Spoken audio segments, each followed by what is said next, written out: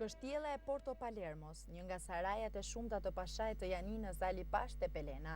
Ajo është ndërtuar nga Ali Pasha edhe si një dhuratë për një nga gratë e tij, Vasili Qin, të cilën sipas kronikave të kohës, Pasha i Janinës e kishte shumë për zemër. Jemi në Porto Palermo, pikërisht te kalaja Ali Pashës. Por le ta fillojmë historinë ashtu siç edhe ka nisur. Në të hyrë të kalas ndodhet kisha e Vasilikis ndërtuar nga Ali Pash te Pelena. Kjo kish u ndërtu nga arkitekt italian me porosi të pashajt të madh për bashkëshorten e tij Vasilikin dhe kaloi provën e vështirë 2 gjyle topi për të provuar sigurinë. Kjo ndodhet në të majt të hyrë të kalas.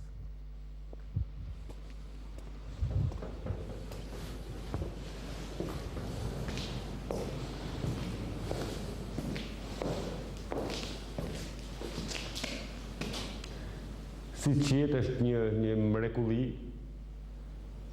i ruan të gjithë identitetet dhe sot është funksionali. Por ajo që na intereson neve është pikërisht qëllimi i përdorimit të kësaj kalaje nga regjime të ndryshme. E pikërisht regjimi komunist e përdori kalajën e Ali Pashës si kamp internimi, si vend ku burgoseshin të burgosurit politik.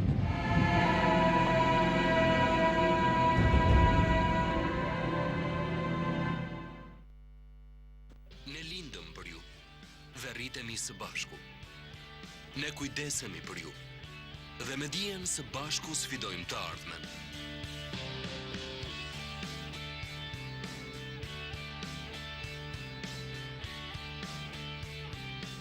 Ndaj dhe fëmijët tuaj besojnë tek ne.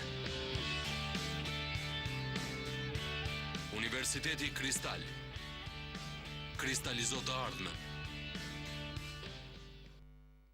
Jemi rikthyer në studio pas pamjeve të Porto Palermos dhe në vazhdim do të vazhdojnë insertet të bërshit të kampeve të gjithë bregut jugut. Por një ekspoze më të qartë do t'u japi profesora Gimosta, pasi në librin e tij ka shkruar mjaft qartë me të dhëna të sakta, mbase është më i sakti në të gjitha kalkulimet që janë bërë, qoftë nga instituti, qoftë dhe nga shkrimet e tjera.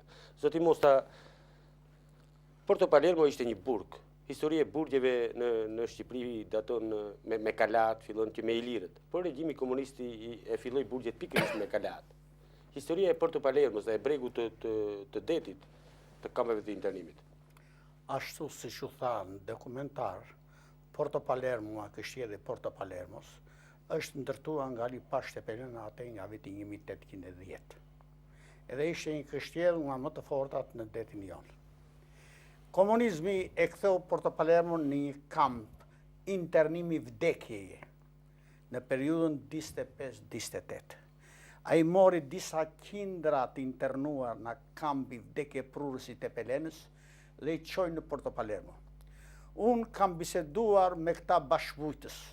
Ishte një tmerr, jo vetëm errësire përjetshme që ishte poshtë në budrumet, po dhe uji mbi 20 santim. Mendo se ku mund të flonin ato gra, plaka, fëmijë të vegjël që ishin të internuar për të vetmi faj se burrat e tyre ishin arratisur për male për të shpëtuar drapërit komunist. Dhe atje pati shumë viktima. Dhe ndoshta do çfaroseshin të gjithë, por fati i solli një peshqesh nga deti. Një natë, një nëndesë e huaj u afrua Porto Palermos, ndoshta rastësisht. Këta u tmerruan rojet kur pan pereskopin e nëndesë që doli sipër ujit. Dhe menjëherë lajmëruan Ministrinë e Punëve të Brendshme. Ata dhanë urdhër urgjent të bëhet alarm dhe në mes të natës i kanë nisur të burgosur të internuarit në përkampe të tjera. Vetëm se u friksuan se mos bëj do një zbarkim aty nga forcat perëndimore dhe mirin të internuarit me vete. Një panik i madh dhe i hoqën.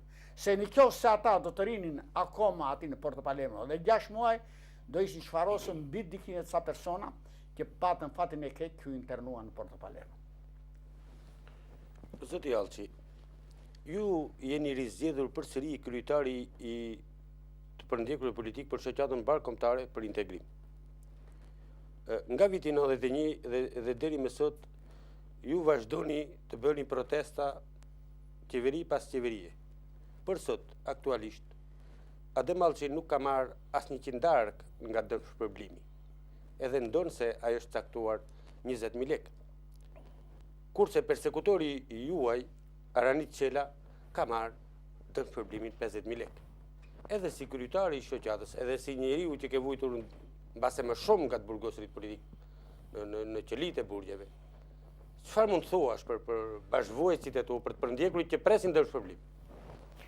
Zoti Vata, ju falenderoj për ftesën që po marrin pjesë në këtë emision.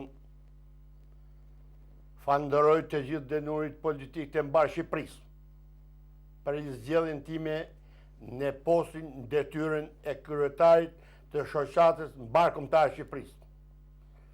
Unë nuk vuj për grata, e për grata kemi të tjerë që vujnë, ne vujmë për drejtësinë, për sa i përket që nga viti kur mendum që erdhi demokracia në Shqipëri, për denurit politik të Shqipërisë nuk është bërë asgjë. Morën nga 50.000 lekë. Kriminalet e kombi shqiptar. Ja morën jetën mbar kombi shqiptar. Një ndër ta jam unë, me 3 dekada. De facto do i thom shqiptarve, të gjithë denurëve politik Shqipërisë, dhe do t'i drejtojmë kryeministri i Shqipërisë, Sali Berisha. Urdhëro zotri. Kthej nga kamera. Adem Allçi. Kthej Adem, ma e pak. Në ma ta lexoj salë. Po, ta mund ta lexosh vetë. Po. Adem Allçi, Dhori Gërnjoti, ka kryer vepra terroriste kundër përfaqësuesve të pushtetit popullor. Nga neni 67 i kodit penal dhe kanë tentuar të ratisën jashtë shtetit. Neni 640 i kodit penal si dhe ka kryer krimin e nenit kas as. Dëgjoj Berish. Unë po diftoj se ti nuk njefesh me Burrelli, se ti nuk i njeh burrat. Ja ku ke, Sazan Haderi i vrarë, Adem Allçi, Dhori Gërnjoti, ata që shpartalluan shtjellit e pasyshme të ndërhoj. Një foto e marrë nga arkivi i Ministrisë së Mbrojtësisë, nuk duket e qartë burgu i Burrelit, ku njëri nga të burgosurit është Ersina kur vra aty ku kena kaluar atë Veroni aty. Haderi. Pra Adem Allçi ka thyer burgun e Burrelit në gusht të 67-s dhe ka mbetur një shok i plagosur dhe Tash do të tregoj denurëve politik Shqipërisë dhe njoftoj për njoftim Sali Berisha. Nuk quhet më Ministria e Drejtësisë. Që nga ky moment e quhet Ministria e Poshtësisë. Pse zoti Adem, pse me ka që Ministria e Drejtësisë ka përpiluar listat? Që në kohën kur Sali Berisha vendosi një vagabond klasik, bie në Ilir Usmani. Nuk është më Ilir Usmani. E hoqi, Pruni Alibej, që ku do ta fut që i thash unë grup terrorist kundër pushtetit popullor. Nuk ja thash se do ja thosh atje dhe në pik-pik. Mere qoj atje. Por unë jam edukuar me kulturë vërret nga një familje fizike. E kom shqiptar. Unë kam dalë gjithmonë. Pra ata që janë titulluar me vepër terrorist nuk marrin dërshpërblim zoti Adem? Me fal.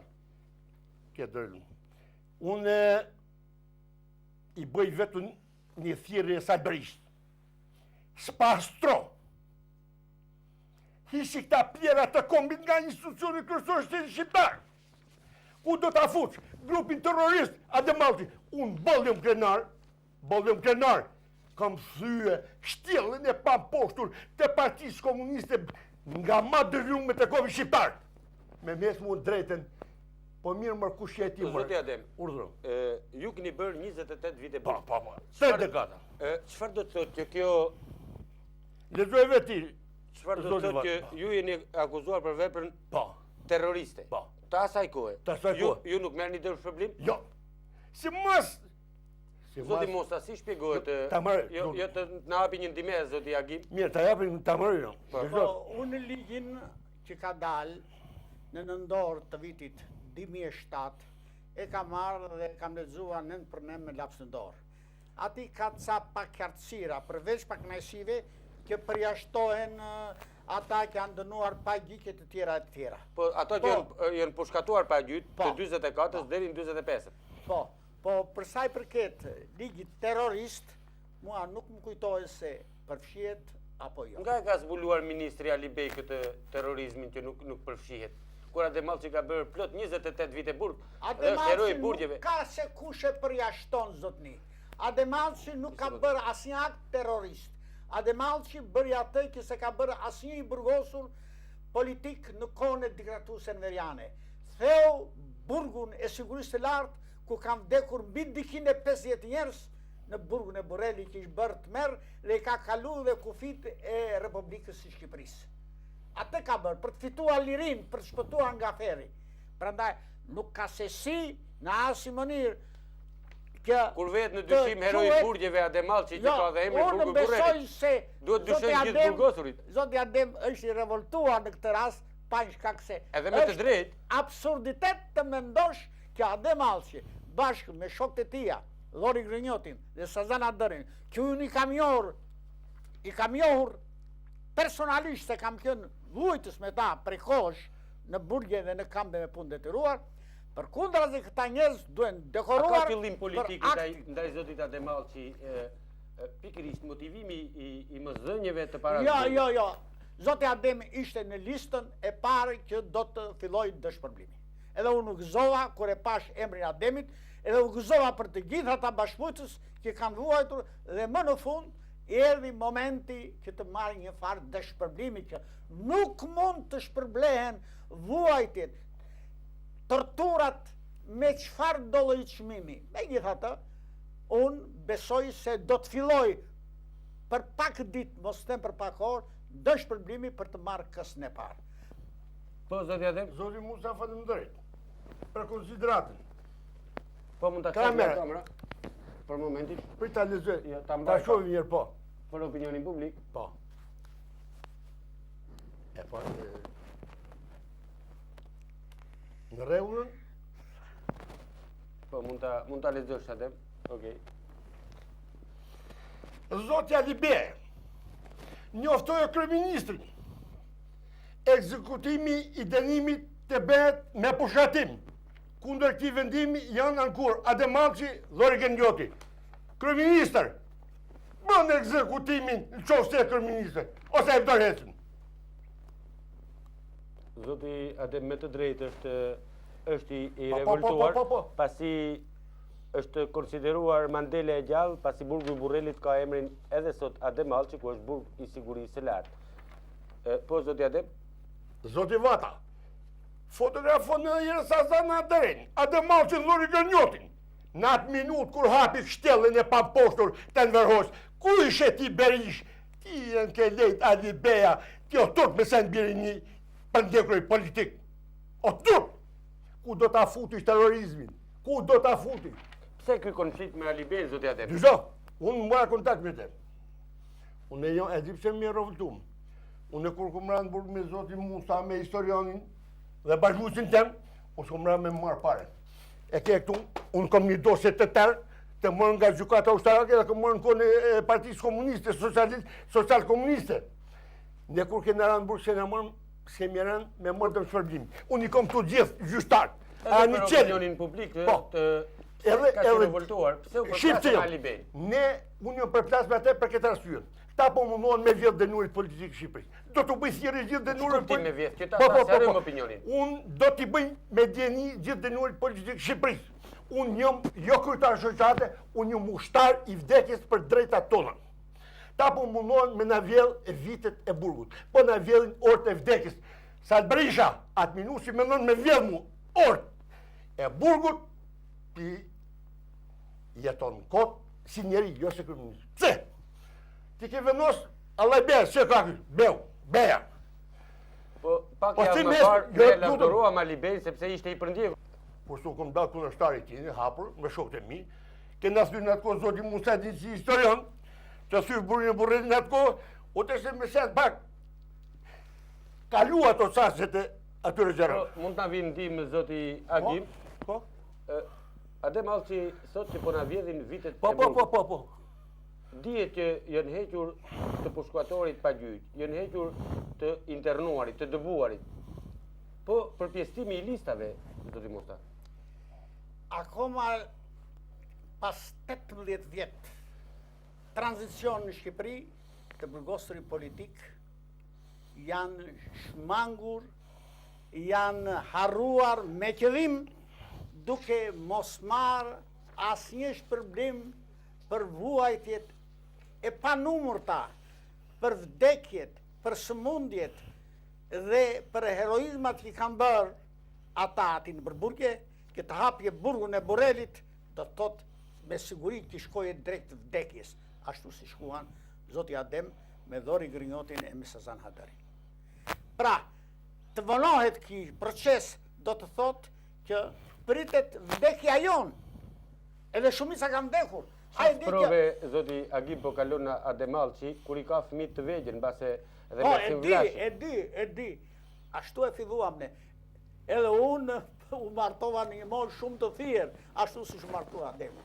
Se komunizmi nuk na mirte vetëm jetën e personit, po ai shkatronte edhe familjet. Ai hiqte të drejtën e hereditetit e trashëgimisë për personat e ish të burgosur. Po të lutem kamera, zoti Adem, diçka do të tregoj. Me de facto, duhet i thëmë Sajt Berish, spas trok shillin e ministra, hishi vagabonta. Ja. Ademalçi, Dhori Grinjoti, ka kryer vepra terroriste kundër përfaqësuesve të pushtetit popullor. Nga neni 67 i kodit penal, ta mësoi kodin penal Sajt Berisha. Kanë tentuar të arracisën jashtë shtetit. Neni 64 10 i kodit penal e këto. Me konfiskimin e pasurisë. Me jep shpinë o hajdutat e kombi shqiptar. Unë do i bëj thirrje gjithë dënuarve politikë të Shqipërisë, ne do dalim vetëm në demonstrata. Ne asnjë rrugë dalje tjetër nuk ka. Ta po na vjedhin orët e burgut, po na vjedhin ditë e burgut, po lozin me gjakun ton.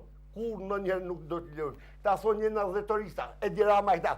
Këta e pasur kundërshtar, unë në parlamentin shqiptar si mjet Sajt Berisha dërmon nuk ka pa fut 10-20% nga dënuarit politik. Ja ku kom historian. Ja ku kom tjerë. Kom të kompletuar akademista, kom me shkollë të lartë kanë mbaruar jashtë shtetit. Jo shkollë e vërhosiman që sot në parlamentin shqiptar, gjysa e spjuna, vagabonda. Do të vim ke kjo... Nuk bëja si të një, unë do të bëj thirrje të lutëm, unë do i bëj thirrje gjithë dënuar politikë i Shqipërisë. Ta po na vjedhin ditë e burgut, po na vjedhin gjakun ton. Edhe djetër që kena 90.000 lek, a një qelin e këmtun, ja ku ke. A një qelin ka marrë 50.000 lek me fatosdonë. Fatosdonë e futi pra e du Sajt Berisha. Po ku do më vjedhish mu mërë orë të burë? Ku të lam me më vjedhë, më atje turp mërë? Hisi mërë ta ministra më qënë, ta vagabondat komi shqiptar mërë. Që shkrim? Ta përtjekje ka kjo mërë? Letë shërbej thirrja e heroit zoti Talçi. Po. Mba Shqipëri si bëj thirrje. Ta po talën me ne. Pronorve këto u tokën. Denurve e pu dëm shpërblimin. O, fashezit e komi shqiptar. Se latë në. Nuk ku falë. Gjatë tjetër mu më ka dinu, ja ku i ke gjitha këto. Ligjoj Sajt Berisha. Ja, mësoj e mirë Borrelli kush është. Shuja një belaj beu, që ka i më ngash të më sa për një ke ka. Zoti Alçi, kjo... Po. Ky podium i vogël, le të shërbej për të shqetësim për të burgosit politik, për të qenë ato një pengesë e revanshit post-komunist që u ka zënë frymën në institucioneve shtetërore, sistemit të drejtësisë, pra le të shërbej kjo thirrje të gjithë shoqërisë për një dëlirje, për një katarsi në politikë, për t'i dhënë fund tranzicionit. Zoti Mosta, vënia në rrezik e dërshpërblimit të burgosurve, ndalesa ose pezullimi i ligjit të dosjeve, a vë në përgjithësi në rrezik demokracinë në Shqipëri? Sigurisht, nuk ka asnjë diskutim. Si mund të quhet Shqipëria demokratike, kur ata që luftuan për demokracinë, që shkritën jetën e tyre në përburgje, që u pushkatuan pas një faj e të tjera, nuk janë rehabilituar, edhe pas 18 vjetë tranzicion. Edhe mos kujtojnë njerëzit se qoftë Këshilli i Evropës, qoftë dhe udhëheqësit politik të Evropës, paka shumë e dinë se çka ndodh në Shqipëri, dhe nuk do qëndrojmë me mec ndaj kësaj gjendje. Duke shtirë kohë pas kohe dëshpërblimet e burgosëve. Leni të shikojnë dhe ata 5 ditë të mira. Mjaft vuajtë në gjysmë shekulli dhe 18 vjetë në tranzicion. Kanë fëmijë për të rritur, janë plejk të sëmur me lloj sëmundje, që nuk kanë pare të marrin ilaçet e tyre barnat. Kjo, edhe nga ana humane ta shikosh, jo nga ana ligjore, dhe nga ana humane, është me të vërtetë një sakrilegj. Do t'i lutem regjis të ndjekim një insert nga kampi i Borshit, e më pas të vazhdojmë debatin në studio.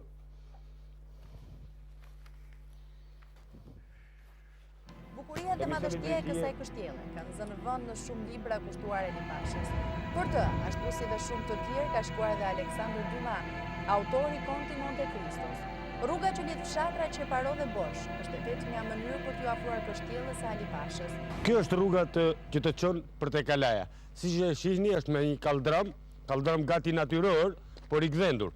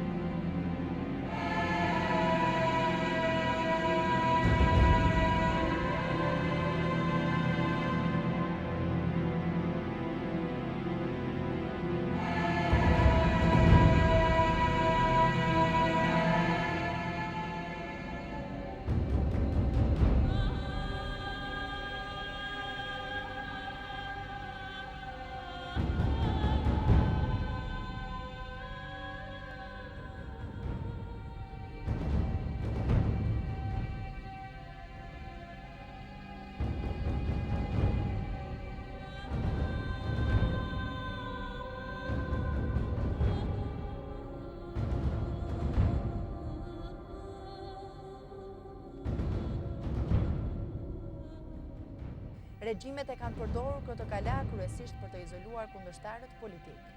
Ashtu në errësirë, me pak imagjinat mund të hysh në botën antike të Alipash Tepelenës dhe njerëzve të tij. Aty ndodhet dhoma Vasiliqis, të shoqës së Alipashës, dhoma e vet Pashait, por edhe dhomat e njerëzve të tij të afërt. Në krahun e Majt ndodhet dhoma ku një herë një kohë gjendej pusi. Në krah të kësaj dhome ndodhet edhe hyrja për një nga tunelet e nëndeshme ku qëndronin të burgosurit e Alipashës, mbretit Zog, Sinunda Bulga dhe Tajar Zavalani. Të gjitha këto hapësira brenda, siç i shikoni dhe nga dritaret, kanë shërbyer si dhoma ku banonin të burgosurit politik. Pra nga viti 45 deri në vitin 50. Në kohën e pushtimit italian, Perla Buzdeti u shndërrua në një bazë armatimi. Në shembullin e mbretit Zoge dhe pushteti komunist pas çlirimit e përdori pronën e Vasiliqis për të izoluar disa nga armiqtë e tij më të rëndësishëm. Familjen Agolli dhe kaloshin nga Dibra, Fatbardh Kupi, Ibiri Abbas Kupi dhe Viktor Dosti, si dhe mjaft familje dhe nacionalist kryesisht nga Veriu. Është një mrekulli e arkitekturës, ose një nga kështjellat më të bukura që ka lënë Pashai i Janinës. Ajo kështjellë që u përfol jo vetëm për dashurinë për të shoqen nga Aleksandër Dumas ose autori i Konti Monte Cristos, por ngeli legjendë. 200 vjet më parë nis historia e kësaj kishe, për të mbyllur më pas nga një histori krejt e dhimbshme, ajo e diktatorit komunist Enver Hoxha, që e përdori këtë si vend gujimi, si kamp internimi për të burgosurit politik, për kundërshtarët e tij të regjimit. Erdhën nga gjithë Shqipëria, por kryesisht nga Veriu, familjet e mëdha të Veriut, familjet e Matit, Allamant, Vatajt, Kopi, Kalosht e Dibrës, dhe një ndër to viktime e tyre është Avnia Golli, që deklaroi në drejtësie se këtu kishte kaluar disa vite i izoluar bashkë me familjen e tij. Këtë kështjellë e kanë përdorur edhe fashistët italian, pra në kohën e pushtimit të tyre, por edhe mbreti Zog për të ngujuar këto pikërisht kundërshtarët e tij. Ne lindëm për ju dhe rritemi së bashku. Ne kujdesemi për ju dhe me dijen së bashku sfidojmë të ardhmen.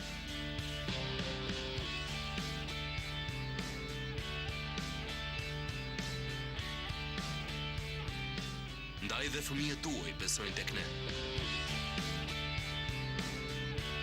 Universiteti Kristal kristalizo të ardhmen. rikthyer në studio për të vazhduar dialogun me zotin Adem Allçi, pra siç edhe përmenda në fillim heroi i burgjeve të Shqipërisë, që burgu i Burrelit mban emrin sot Adem Allçi, njeriu që thyu burgun e Burrelit, sot kryetari i shoqatës për ndjekur politik. Por për të shkuar te pjesa e nxehtë e debatit, pikërisht te ligji i dosjeve. Zoti Allçi, gjykata kushtetuese e pezulloi ligjin e dosjeve. Pra pas miratimit në parlament. Çfarë do të thotë që përmban një rrezik potent për shoqërinë shqiptare, për institucionet shqiptare, për të përndjekurit politik, pra vetë të përndjekurit të ndjehen inferior. Si do të shkojë problemi i dosjeve dhe çmasa ka marrë shoqata juaj për ta përshpejtuar ligjin e dosjeve? I mosapjes së dosjeve ka qenë një fyrje e madhe që o bën gjithë dënimore politikë Shqipërisë. Nuk jena pak, po jena mbi 350.000 veta burgosur politikë e kom historionin tonë. Nuk janë vetëm fajtor, vetëm gjykata kushtetuese. Unë ma fajtor la parlamenti shqiptar. Nuk ishin asnjë lloj të drejtë ata, se ligjin nga parlamenti dalin, apo jo zoti Vata. Po, ligj bërsi. Por ne na të betum. Do se do të hapen, donë parlamentarët, e s'donë, dhjetoristat. Qa dhjetoristat janë ta? Po qa kodosh dhjetoristat janë ta, kur ne kena njës luftën me këta burra që këmë tu? Dhjetorista, janarista e gjithto. E më përmen një mua, dhjetoristat, sa të Berisha thot e dirama e lirë mjeta. Po mu kumë ke mërë ti, kapiton, o kryeministër. Do të futin parlament shqiptar mu 20% si mjetë, se dërmën nuk e. Kom 350.000 veta më. Ka marru shkollën në Amerikë, në Gjermani, në Greqi, në gjithë vendet perëndimore. Ky ka qenë një kërkesë e kahershme e Po. ndjekurit politik. Mbase në vitin 92, me 22 mars të vitit 92, të përndjekurit politik kanë pas një përfaqësim të gjerë në parlament. Po. Shqipësisht kjo. Kjo ishte mjaft. Dhe ne përsëri nuk e marrëm të shpërblimin. Nuk e morëm ne, si me morëm. Në atë kohë ata na patë frikë ne, po ne duke menduar se ne na fisnik. Që ne kena bo faj. Në kohën kur u futën bitë e komunista, u futën në përvrimat e nevojtorës. Sa të Berisha vërtet unë të nërë politikë, deputet aty një tjetër, i ku pushtet u bësë u bënë, erë në partia komuniste, murën pushtet bënë do. Por, si mund të falu Berishën? Por a me ligjë, a i miratoj ligjën, edhe dëmë shpërblimi. Po, dëmë shpërblimi jonë, bile s'ka qenë për 20.000 lekë. Mund të akon do më shpërblimi 50.000 lekë, si që ka marrë Fatos Lonë. Po ju ishit parë dhe firmosët do të edhe? Ne e firmosëm duke me ndohë, dy zotë, pse e bom në të. Une nuk e kom firmos vetë, nuk kom firmos me gjithë bashkëvujqet e mi, a kuton? Duke me ndohë, do më thonë gjene shtetë, po nuk e me ndohë ne me maj shpinë Musat Berisha, nuk e shansë e Berish. Mos e me ndohë, e ke konfisimin që theti mos e lezo. Më ke denu me vdekje pushatim me më ke denu me vdekje pushatim me konfisimi e pasurisë këto, me ke vjedh edhe kokrën e grurit, kokrën e Florit, me ke vjedh, ku do ta qosh, ku do ta futish? Pra, ne nuk ndam, do si do t'hapen, donë sa dhe s'donë. Qa mos ashtë do të marri shoqata juaj? Ne jena të betur, vendimi që kena marrë me datë 10 mars, ne kena bërë zgjedhjet e shoqatën bashkëkombëtare të Shqipërisë, dhe kena marrë vendim. Në qofë se nuk plotësohen kërkesat tona, me fillu do më shpërblimi ide me datën 18 mars është nesër, data. Apo e zoti mund të? Nesër 18. Nesër 18, do më thonë, afati i këtyre ka marru, nuk ka mo. Ne do na kenë me demonstrata e vdekje prurëse. Si vdekje prurëse? Ne do dalim, da ulim të sheshi kombi shqiptar, dhe sa Sal Berisha da shtypin me tanke. Ose të filloj dëmshpërblimi dhe kur ndo njerë mos mendoj se do të maj mu shpia ato. Ne na kanë vjedh, na kanë bërë gjitha, na kanë morë jetën, kena ndërtu Shqipërinë. Me Florin tonë, po jeton sot. Ti, gjatë gjithë këti debati, përmend Sali Berishin kur ai në parlament e miratoj ligjin majoranca. Ky e miratoj dy zonë. Edhe për dëmshpërblimin, edhe për ligjin e dosjeve. Pse nuk thuhet njëjtën gjë për gjykatën kushtetuese, zoti Allçi? Unë për gjykatën kushtetuese nuk kam sa me thonë asnjë gjë. Gjykata kushtetuese është parlamenti shqiptar që i lën aty. Gjykata kushtetuese ata duhet dënuar. Femia Avdiu që ka varë njerëz e tjerë, ata nuk kanë vënë aty. Ata nuk i marr fare në referendum. Jo. Parlamenti shqiptar ka qenë drejtatyr me hes, nuk kanë drejtë morale me çën gjykatën kushtetuese ata. O turpi kombi shqiptar. Mund të na ndihmoj zoti Mosta? Patjetër. Institucionet ndërkombëtare ambasadorët në Shqipëri, OSB, ODIHR, janë të interesuar për zgjedhjet, madje edhe për kartat e identitetit, por nuk janë të interesuar për krimet e komunizmit në Shqipëri, madje u bën pale e kundërshtisë e ligjit të dosjeve, zoti Mosa. Mos së vallë nuk është paradoks ky? Nuk është krejtësisht kështu si e thoni juve. Nuk është krejtësisht kështu. Institucionet ndërkombëtare që janë këtu, edhe ambasadorët e huaj, vërtet bën deklarata që vënë në favor të komunistëve në lidhje me çështjen e ligjit dosjeve. Duke justifikuar këtë se kanë kaluar 18 vjet dhe tash janë zbehur shumë gjë. Por duhet ta kemi të qartë se asnjë politikan perëndimor, edhe ai më i stërholluari që është marrë me çështje shqiptare, nuk është thelluar në krimet e komunizmit në Shqipëri. Që ashtu siç ka ndodhur në Shqipëri, nuk ka ndodhur në asnjë vend të Evropës lindore, që nga vendet balltike deri në Shqipëri. Ata nuk e njohin gjën reale, qoftë ambasadori amerikan, qoftë të tjerët, që bën deklarata që ai ligji i dosjeve të rishikohesh ande këtej. Bile për mua ai ligji i dosjeve ishte shumë i butë. Ai kapte një pjesë të kufizuar prokurorëve dhe gjykatës. Ka në institucione kudo në Shqipëri komunistë të kamufluar që dalin haptazi. Kudo ka komunistë, Keverin në pushtet, në institucionet edhe në shoqatat OJQ-t e OJF-t janë pothuajse në dorë të ish komunistëve ose nostalgjikëve të tyre. Për sa i përket shtresës tonë, që sot mbas 20 vjetëve, ashtu si e tha zoti Adem, kanë dalë, kanë mbaruar universitetet në Amerikë, në Angli dhe në shumët e tjera, do të jetë një gjë jashtëzakonisht e papërgjithshme që në parlamentin e ri shqiptar mos ketë përfaqësues të shtresës tonë. Do jetë një gjë jashtëzakonisht e papërgjithshme. Dhe i kanë të gjitha mundësitë. Atëherë justifikuan që të burgosurit kanë mangësi ose në anglisht ose janë përgatitur me shkolla ndektia. Sot neve kemi një shumicë shumë të madhe që fatkeqësisht një pjesë janë dhe pa punë. Janë dhe pa punë. Prandaj nuk ka asnjë justifikim që kjo shtresë kaq e madhe mbi 300.000 persona të mbetet e anashkaluar nga politika shqiptare. Le të shpresojmë zoti Mosa, zoti Adem, që dërshpërblimi të filloj, sepse afati ligjor ka përfunduar, shpresojmë që nesër pas nesër të filloj dërshpërblimi. Nesër ka afat. Dhe të mos detyrohen të përndjekurit të dalin edhe një herë në rrugë për të protestuar siç kanë protestuar gjatë gjithë këtyre viteve. Por para se zoti Allçi të largohet, do t'i lutesha një mesazh për të përndjekurit që të presin për dërshpërblimin. Unë të përndjekurit politikë Shqipërisë, u thëm vetëm dy llafe. Llavet e mia e thash unë kryeministri i Shqipërisë, bas pastrimin mos i jetu Ministri i Drejtësie. Mbase presingu do të rritet vazhdimisht do të japë. Patjetër. Dëgjoj. Në qoftë se Ministria e Drejtësisë, në gjendje aktuale që kam gjetur, aty ka hajduta në komision, ka tamam ata që për ne kanë urrëtie patologjike. Unë e kam me Berishën vetëm këtë. S'pas tro. Pa mund t'i dali Berisha gjithë këtyre zoti Allçi. Po. Hise. Dënimin orë të burgut. Jo vetëm mu, nuk e vetëm. S'ka se më bën mu Berisha. Nuk flet për veten e tij zoti Adem. Unë flet për të gjithë. Për përgjithësi. Ja sa veta ku mesinë dënuar që nuk kanë shkuar. Nuk kanë shkuar akoma emrat e tyre, nuk kanë dalë gazetë. Tapu mu me na vjedh. Ndal vjedhjen. Ndal.